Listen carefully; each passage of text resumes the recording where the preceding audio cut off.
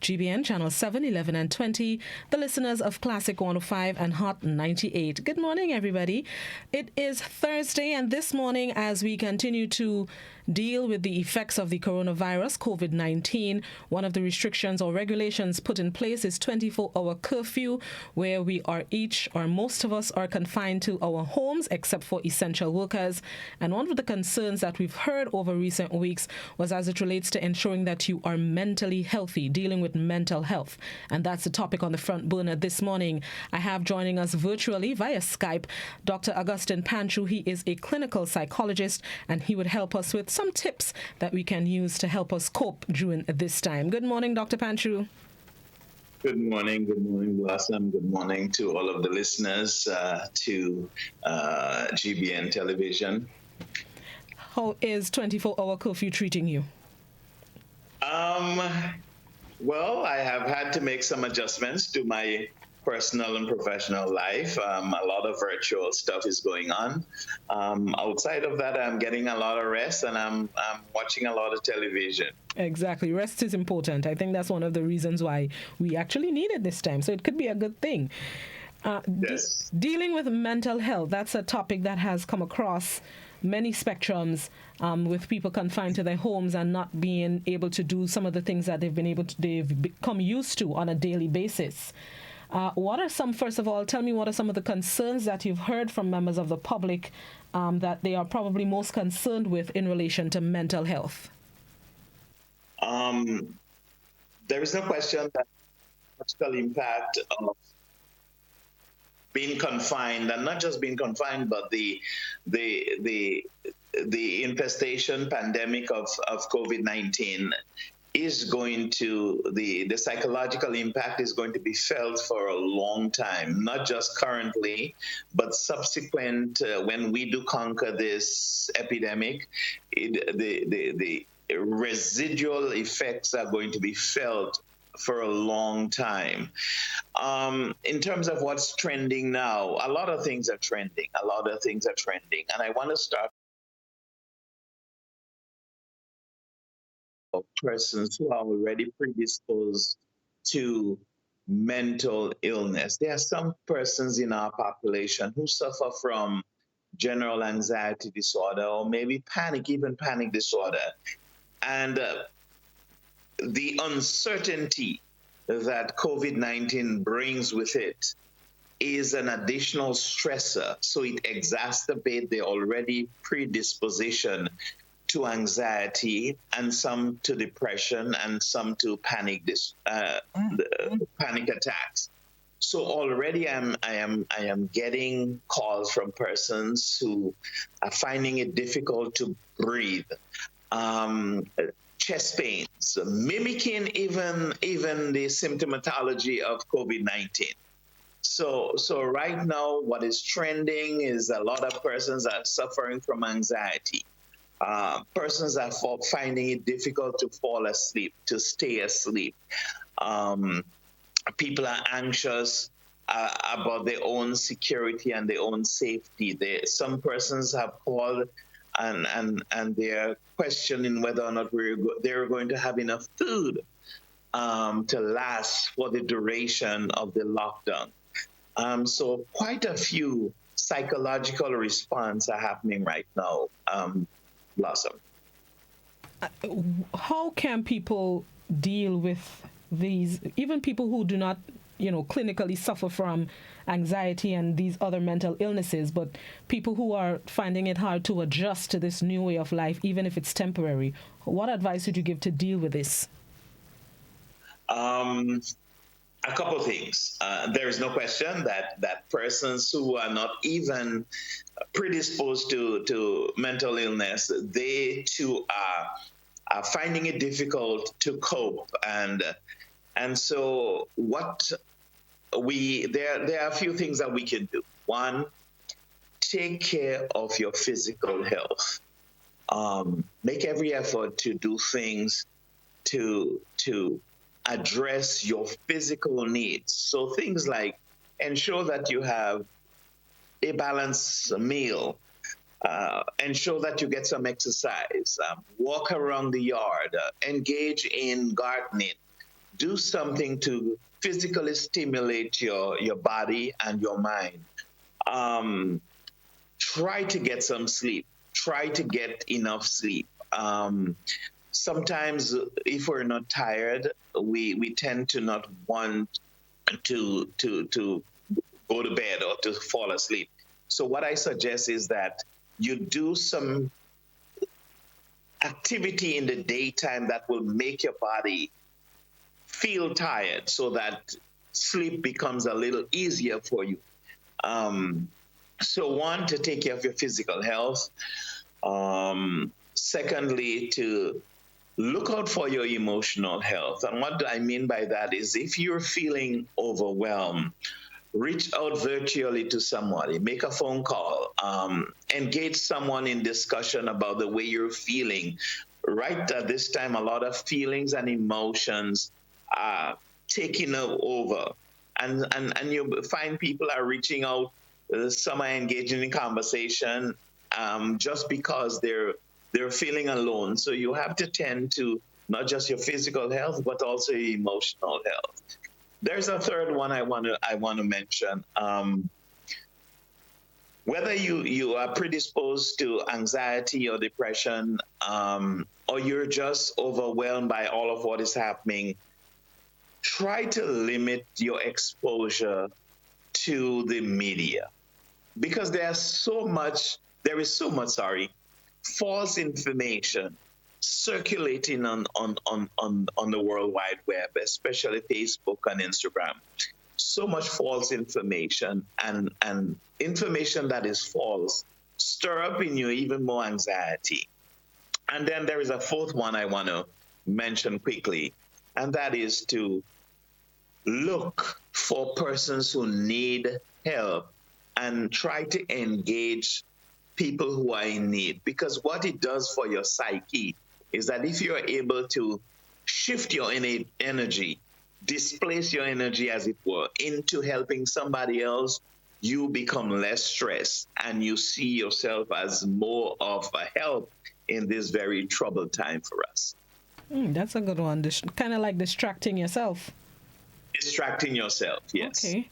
There are also parents who are home with their children, and Yes. usually they're not. That's not usually the case. I've seen a lot of memes and so on social media. Most of them are funny, but there are others who are still dealing with the, should I call it, pressure of being home with energetic, talkative children 24/7.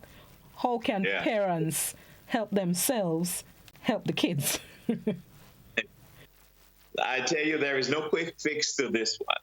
There is no quick fix to this one because now we have the additional burden of not just having your children at home with you 24/7, but these your children are now confined to a limited space, whether it is in your house, outside in your veranda and porch, or in the yard.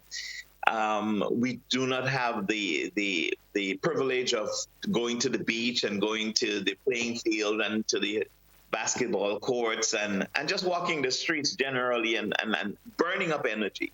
So I feel for parents. Really, parents, it is a tough time for you. We understand and we reach out to you. I see GBN doing a lot of educational stuff. That's really good. I want to encourage parents to take time for themselves during the day, 5-10 minutes, just alone time where you can breathe, where you can drink a tall glass of juice or something to kind of refresh yourself, because having the burden of and then seeing your children. Additionally, what parents are undergoing is not just the internal stressors and anxiety for themselves, but they're also seeing that their children are anxious. So there is a double portion of anxiety happening in the family. So look for activities to engage your kids, have them help you bake, have them help you clean, have them go through the rooms and throw out stuff, have them engage in some gardening, have them draw. You really must now tap into your creative side of your life. You have to tap into the creativity.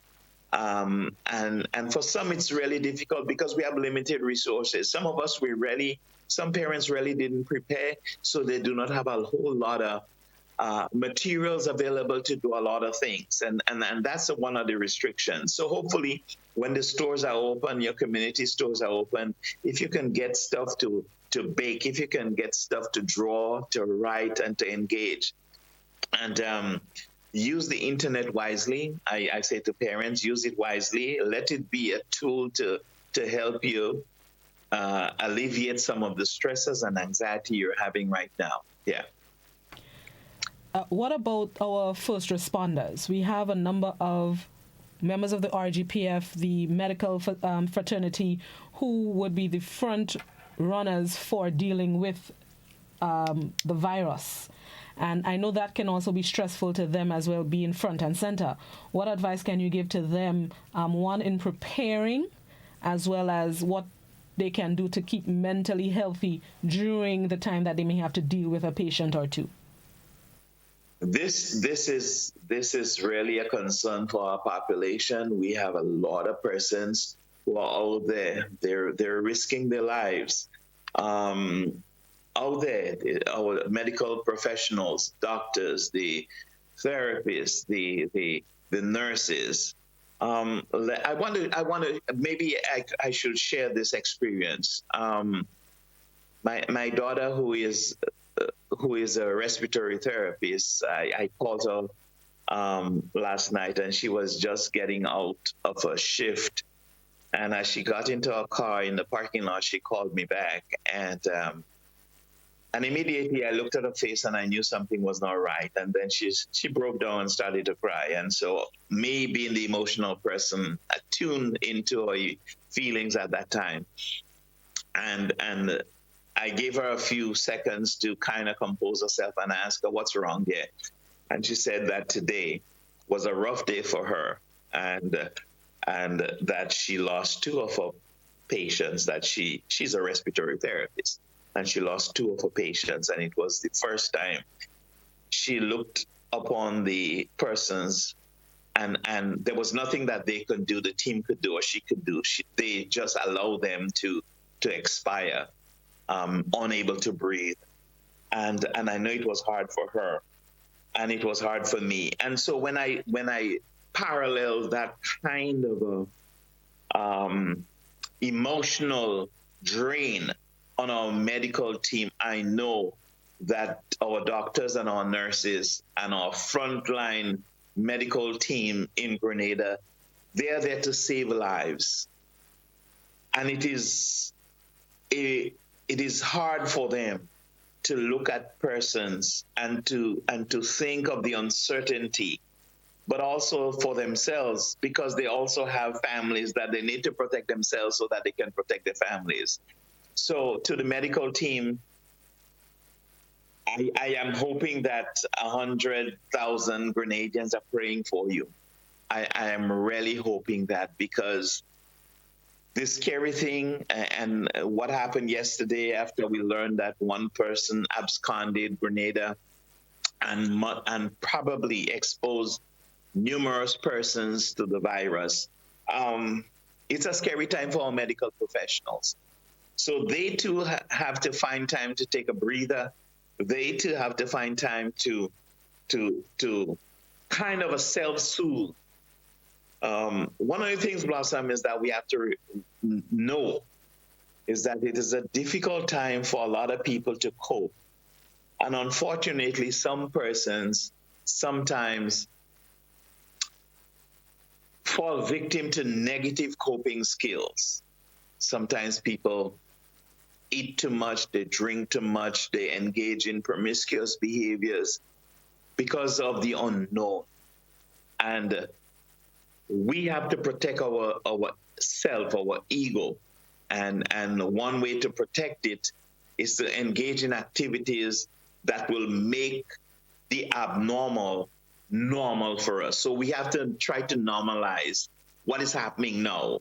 And unfortunately, sometimes some persons normalize in the negative. That's a good point as well. There are a number of people as well who have been asked to self-isolate because they have possibly come in contact with folks who are either suspected cases or confirmed cases. And I know that's a different mental strain compared to the folks who have been advised to just stay home. So being told to self-isolate, I know takes a mental strain. How can these people help themselves stay healthy, mentally healthy? That one is a tough one. Really, really tough. This is something that we have never had to deal with. We've never seen before. It's uncertain. It's like an enemy that's there. We know the enemy is lurking. We just can't see the enemy.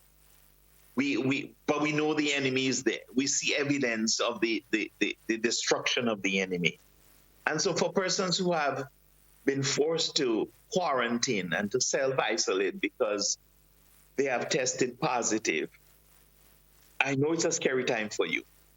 And every little response your body has, whether it is a cough or a sneeze or shortness of breath, you're probably thinking, maybe this is my last day, my last hour. And I know that this has to be a very horrible experience for you.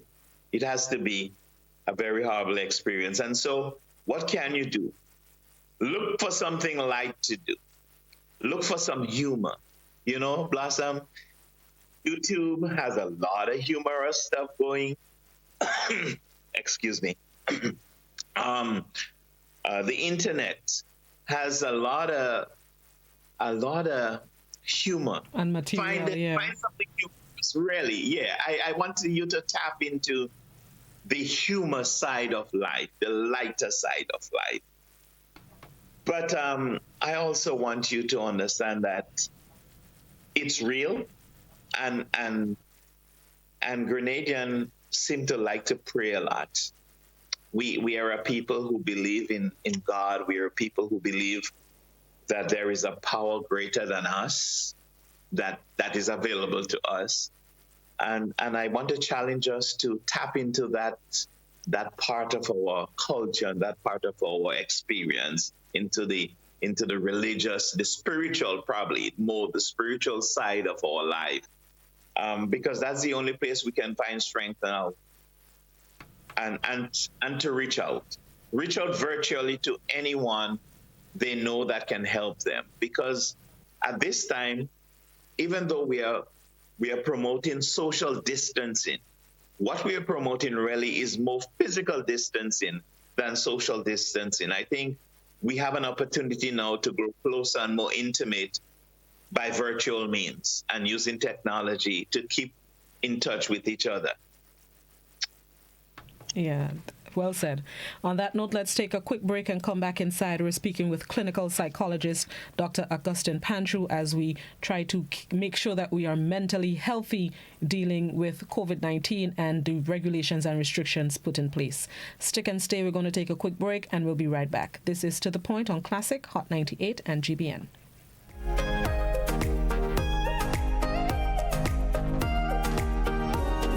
It's new, innovative and classy. Hey, you! Who are you? Are you bold, vibrant, full of color and life, with energy waiting to just burst out? That youthful vibe. Or are you a classic? You love the old school, but you still know how to keep it relevant. Kinda like a retro mix. Nah? Hey, maybe you're just refined. A fine, classy, chic piece of refined elegance. No matter who you are, Sissons has that outside color to match that inside feeling. Visit any of our retail or distribution outlets and ask for our tropical modern color collection. Sissons, good looks that lasts. Feel good tax. Remember, if you have flu symptoms, do the right thing and stay at home to avoid giving it to others. Remember, you can be infectious up to a week after developing symptoms, so rest up and take it easy.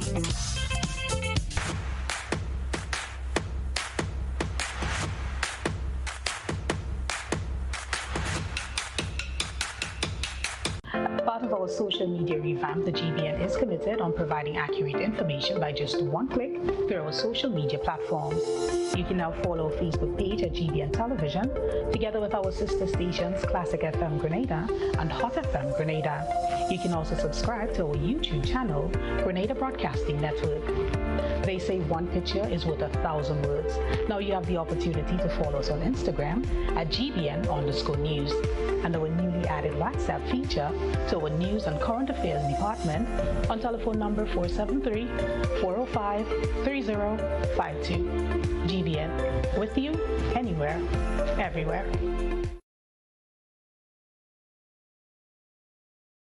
The best way to protect yourself from 2019 novel coronavirus is to avoid being exposed to the virus. Additionally, there are preventative actions that you can take to protect yourself and your family from the spread of respiratory viruses that can make you sick. These include stay home if you're sick, cover your cough, and wash your hands.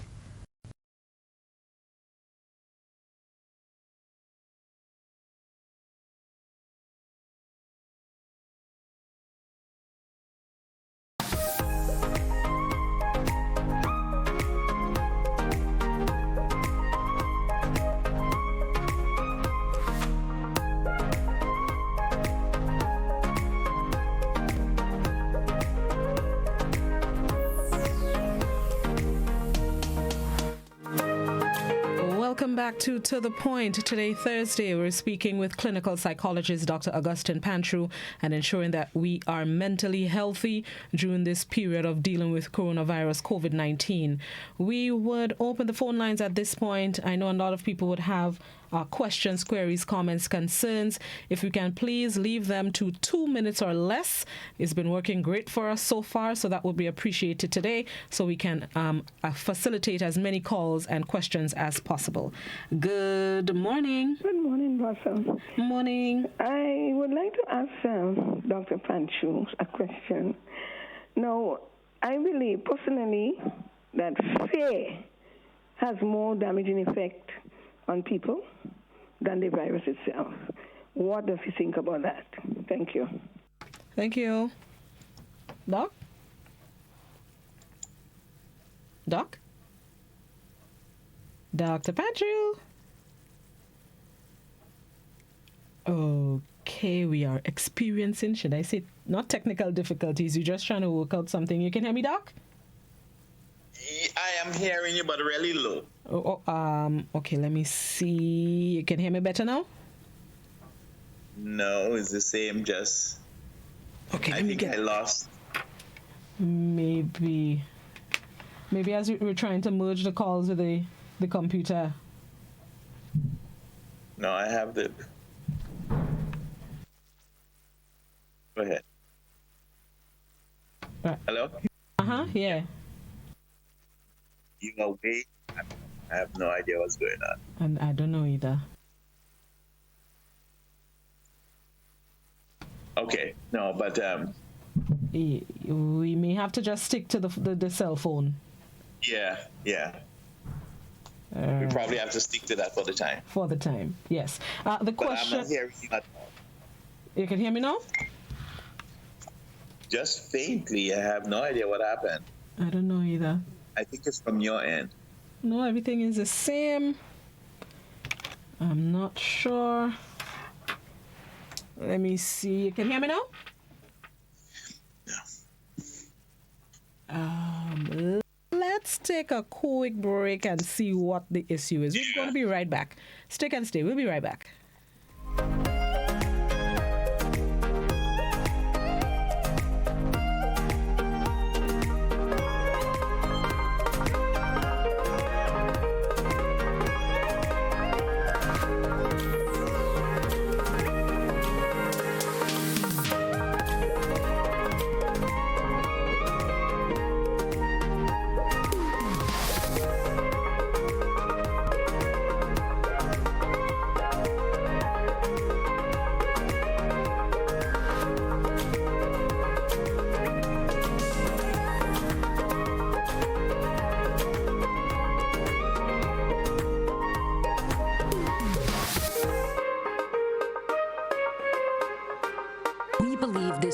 virus spreads mostly from person to person through respiratory droplets produced when someone who is sick coughs or sneezes.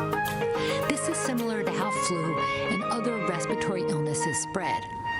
These droplets can land in the mouth or nose of people nearby, or possibly be inhaled into the lungs. Most person-to-person spread happens when people are in close contact. It's also possible that this virus can spread when someone touches a contaminated surface and then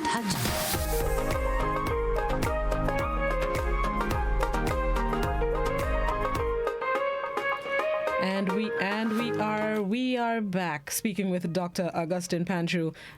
Doc, you can hear me better now, yes? Yes, I can. Absolutely. All right. Lovely.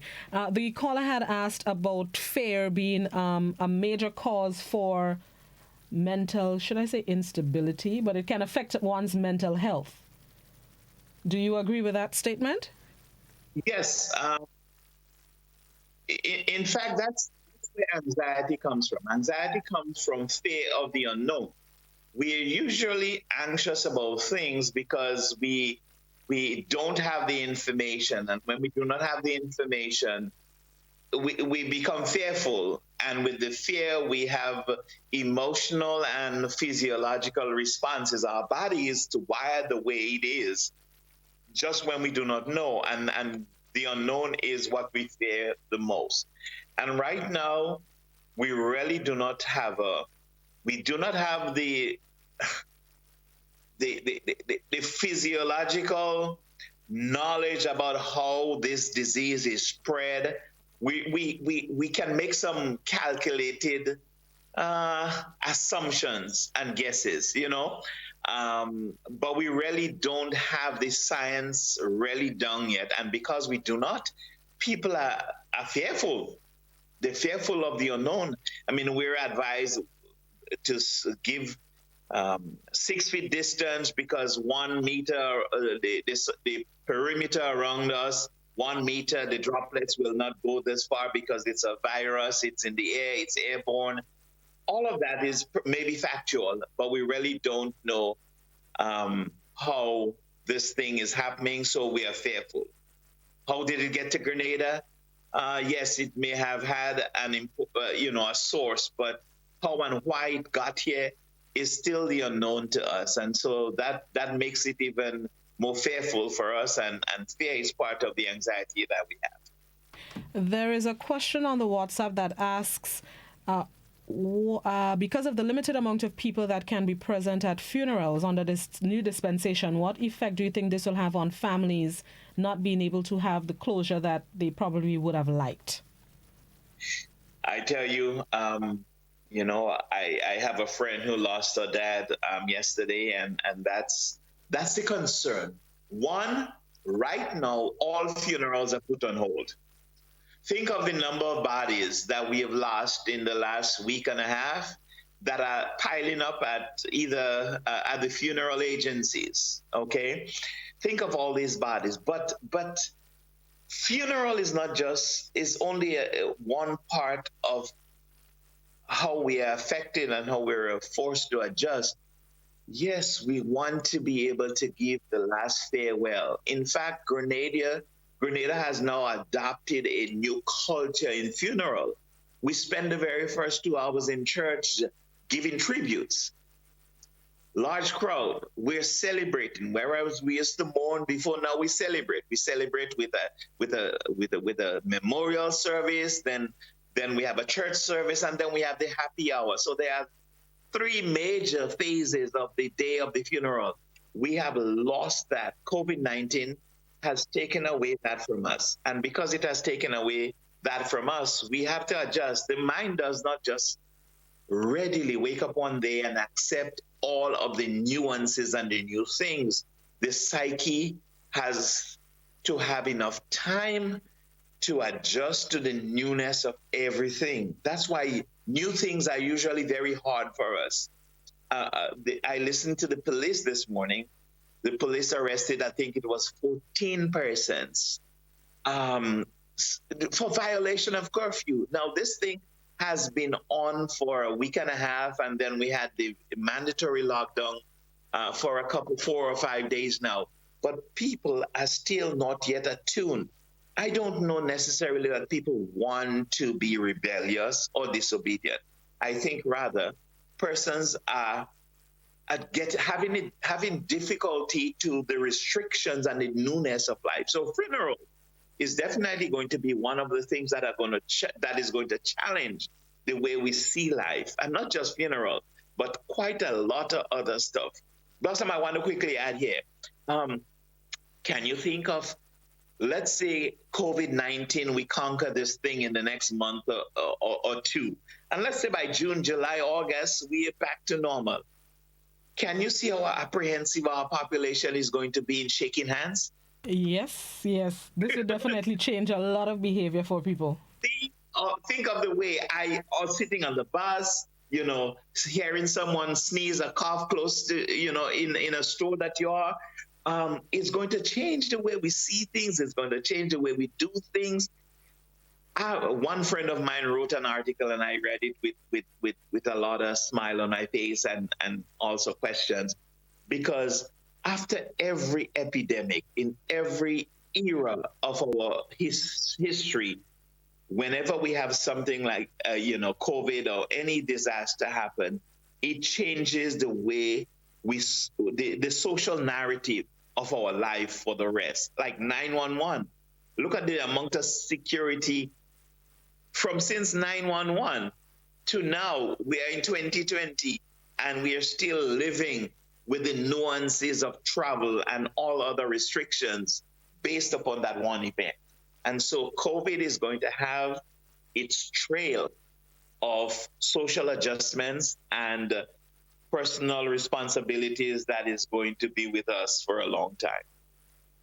Let's go back to the phone line. Good morning. Hi, good morning, Blossom, and to your followers and to Dr. Panchu. Very, very interesting program.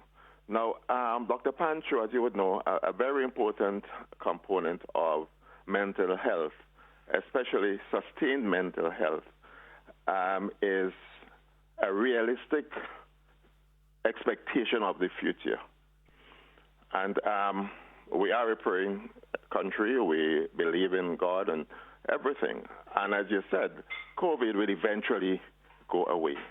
But if even it goes away in 6 months, the world would have been changed, as you just admitted, forever. Now, the economy, this is not a hurricane that just affected Grenada and another island, and the whole world comes to our rescue.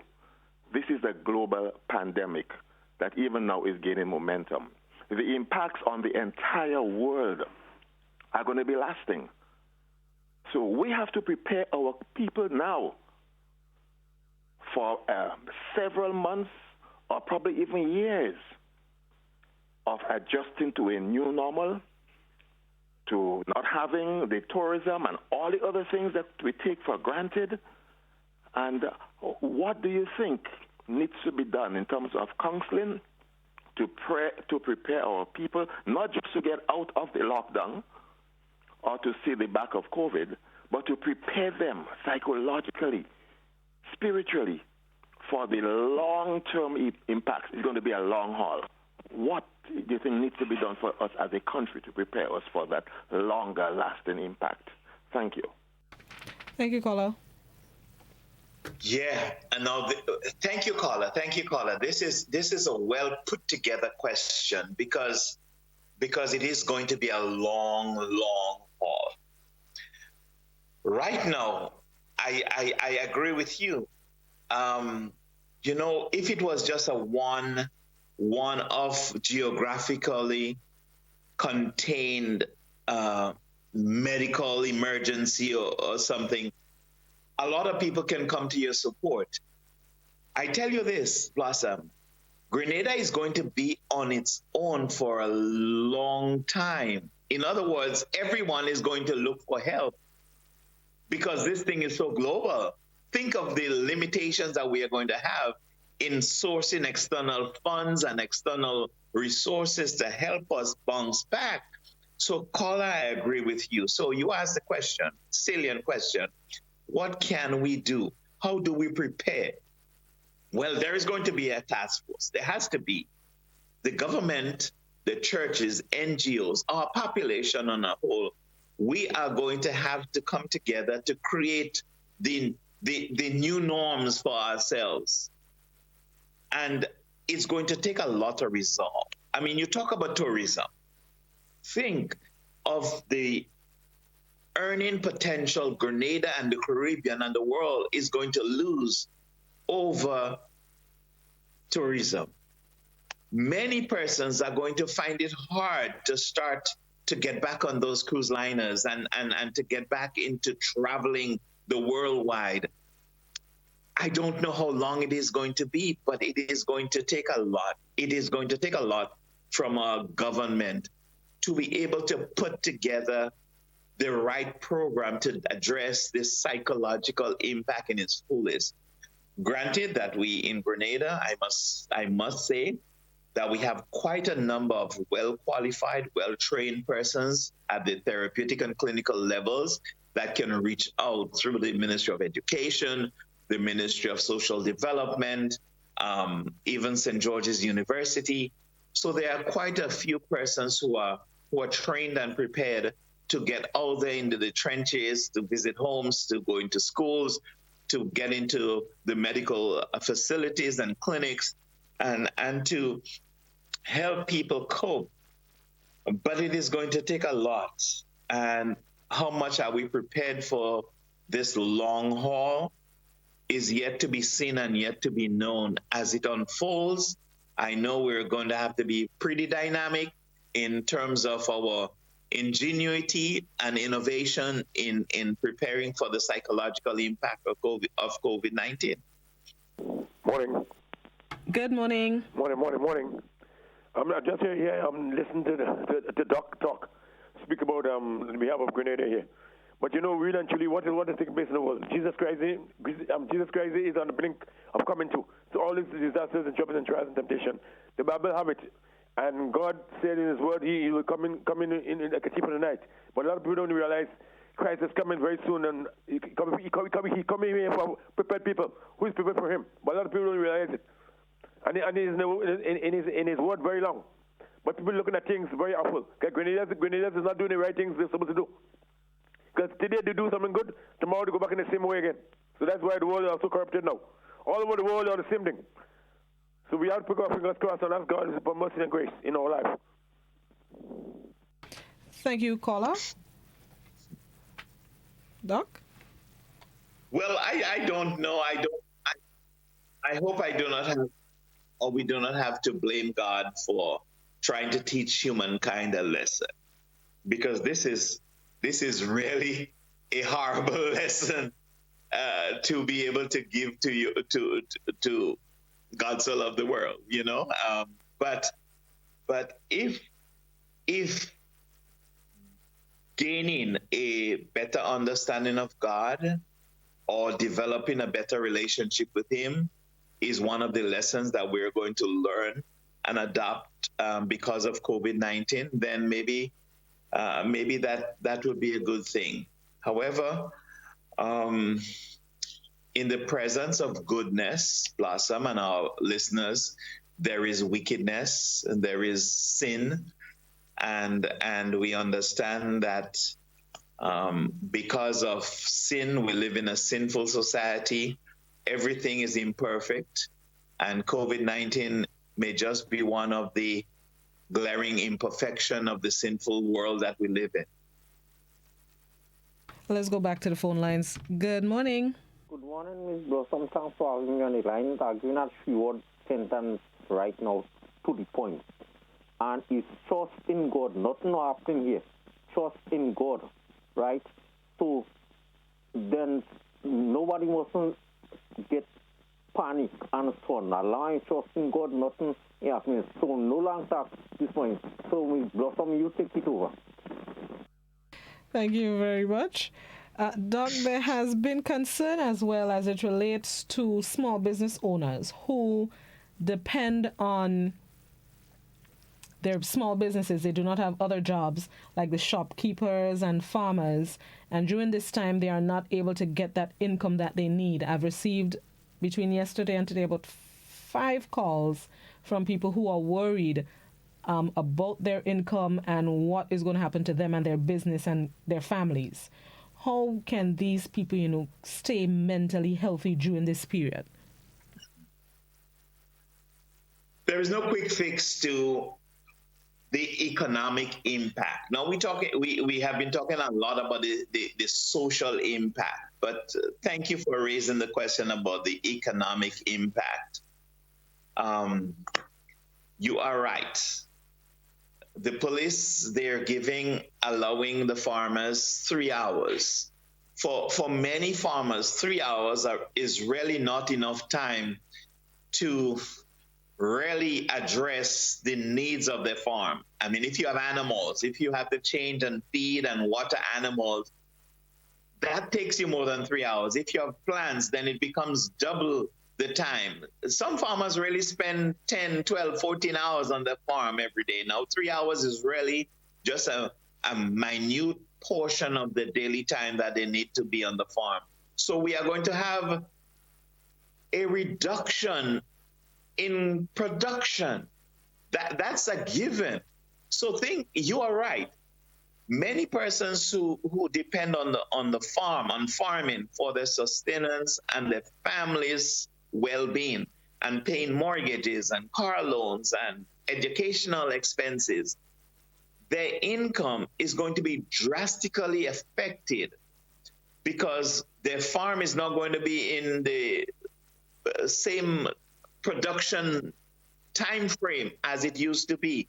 Loss of income. The shopkeepers, the local shopkeepers are going to feel it because many persons who are farmers sell their produce to marketing board, to the traffickers that go into Trinidad, they ship through Amerijet. These people, their income is not going to be reduced, so it's going to trickle down into the community by buying less. What is going to happen to shopkeepers and small restaurants and other businesses? They're going to see in the next months, they're going to see a reduction in the income. And that is why it is going to be so hard for people economically. It is going to be really, really difficult for persons to pay their loans. And I'm hoping that as the government address the new normal, that they're going to meet with the financial institutions. Financial institutions are going to take a hit because we would need to revisit loan repayment programs, interest a reduction, or a moratorium on payment. So everyone is going to be affected economically. And so what can we do? Maybe just pray, blossom, a lot of prayers, a lot of hoping, a lot of positive thinking, even amidst this really darkness that we are experiencing right now. It is, trust me, COVID-19 is going to ask us to dig deep to find a kind of a resolve that we have never been asked to exercise before. Let's go back to the phone lines. Good morning. Good morning. I believe that Grenada has the cure for COVID-19. And I would suggest that we go to the local traditional manner of older type people who are recommending different cures. One of which, Dennis Noel, what he used to call it, the medication that he had, and it was doing well throughout the world.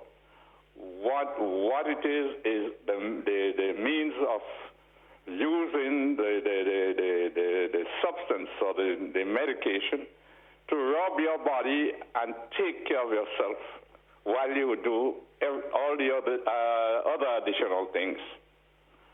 I would suggest that we look for a cure in Grenada because I believe it's right here. Thank you very much, caller.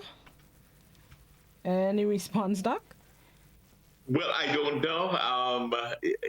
We probably may. I think if you notice, almost every pandemic epidemiological disaster that we have had, there is usually some form of cure or vaccination that is developed that will prevent further occurrence.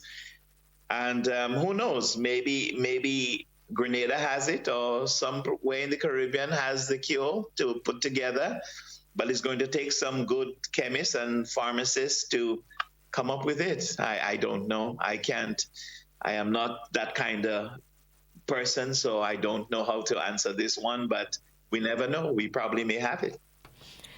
There's a question on WhatsApp, but I'll tweak it just a little bit. Dealing with our mental health and people who maybe not even suffer with anxiety, but others who are also coping with the new dispensation, the new times. Is the psychology community prepared for drastic measures? Specifically things like suicide and other ways that people deal with these kinds of situations. How prepared are you, and what kind of support will the community be able to provide to people who may need to reach out?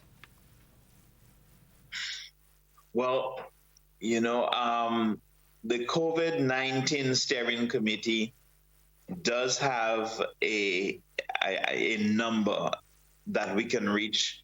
I know the Ministry of Social Services, we are right now on the cusp of establishing a hotline in response to COVID-19. I think we probably a little late on that, but we're getting there.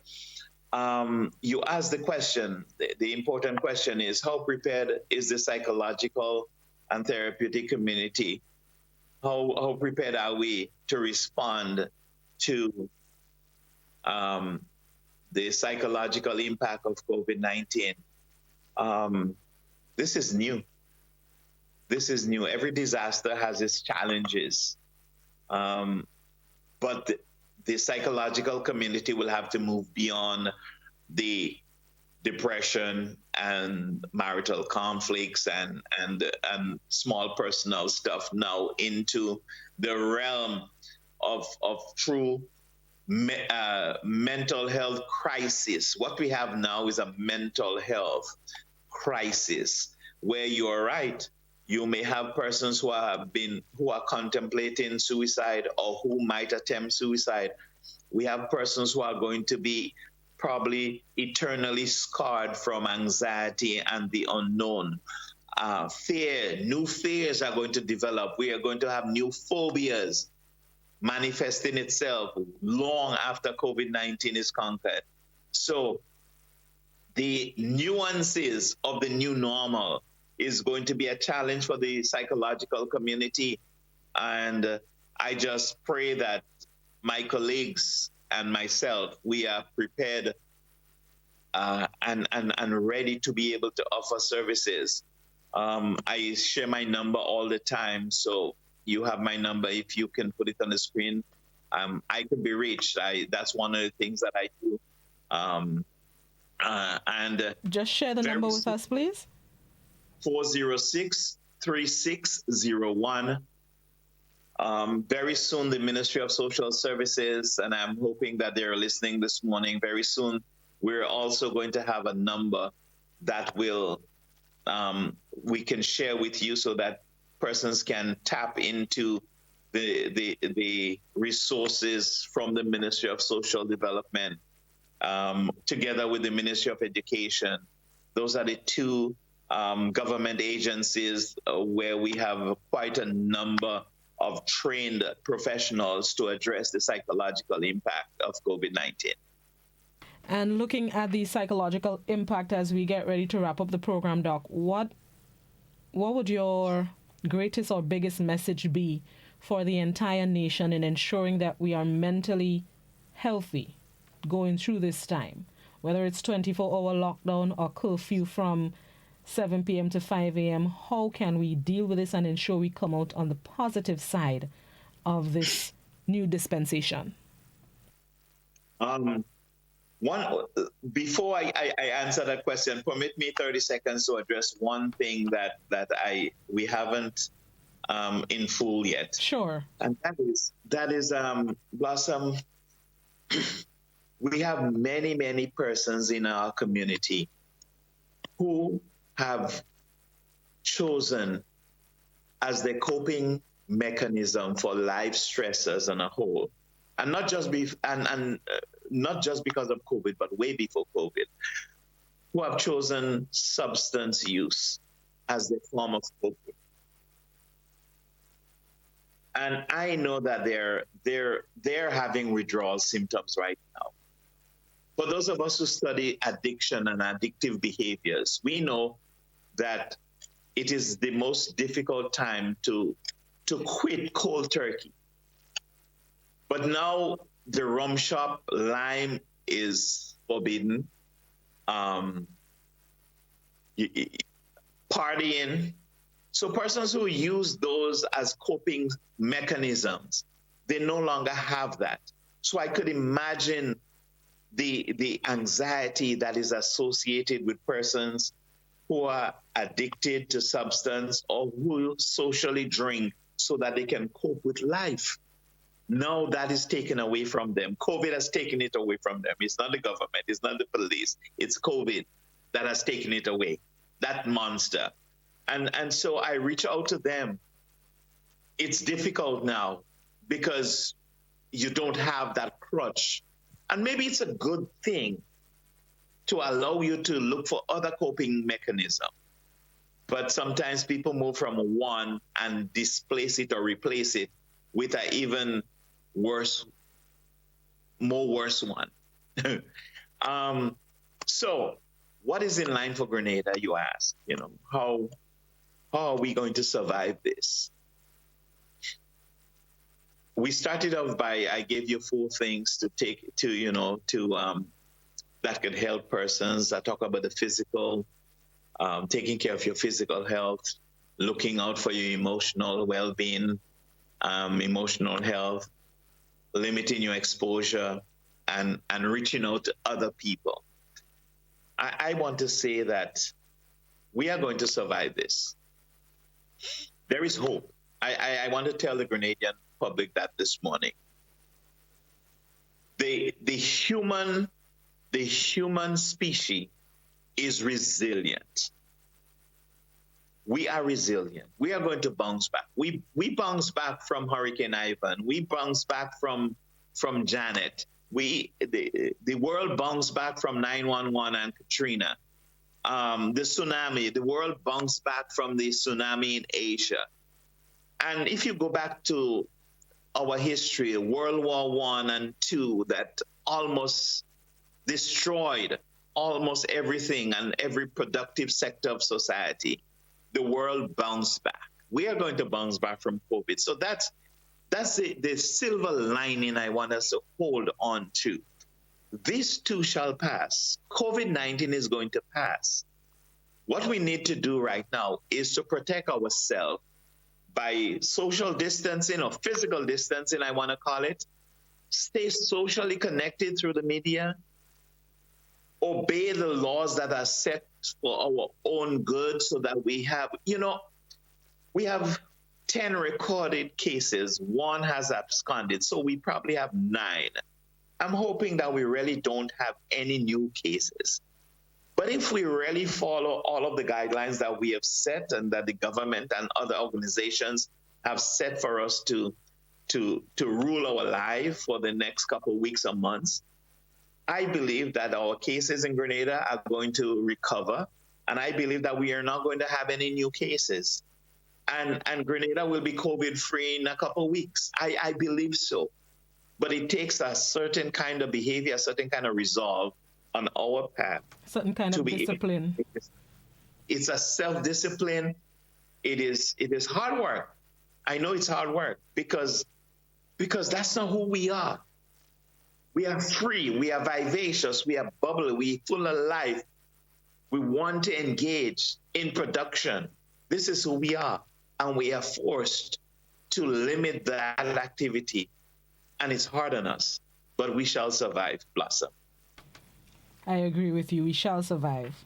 Thank you so much, Dr. Panchu, for sparing us the last hour or so and helping us cope with this new dispensation, as I call it, these new times as we deal with COVID-19 coronavirus. Thank you very much.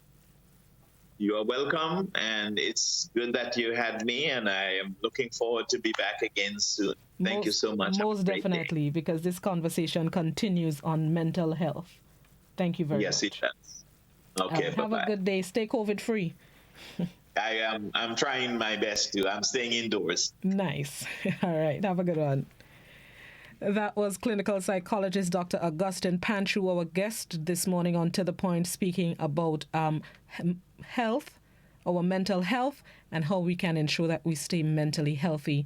Thank you to each and every one of you that joined us this morning. Thank you for those of you who have posed your questions on various mediums.